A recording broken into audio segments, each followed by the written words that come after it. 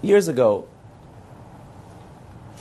I was living in New York, and there was a certain gvir, very, very wealthy balabas, who was not a frum person, but a great guy.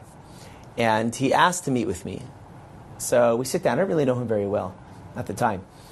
We sit down, and his face looked troubled. He looked like something was wrong. We sit down, we start talking, and he starts to tell me about a situation that he's in where a family member of his is trying to ruin his life, equally as financially powerful as he is.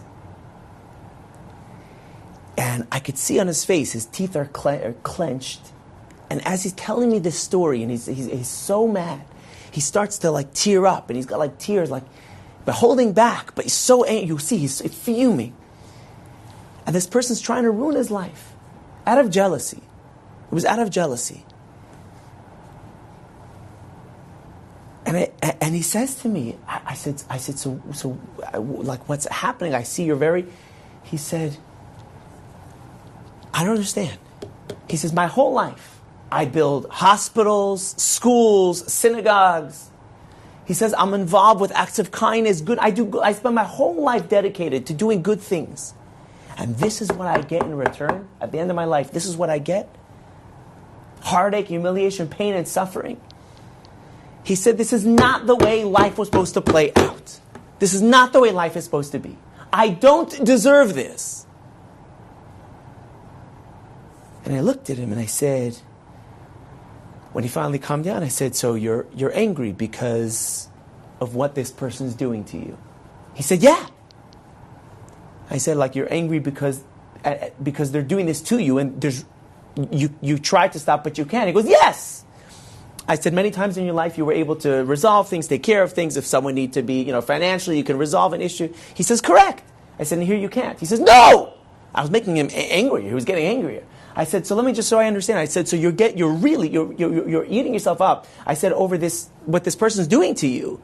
He goes, yeah. I said, and you realize it's something you can't do anything about it. He goes, yes. I said, but there's nothing you can do about it. He goes, no.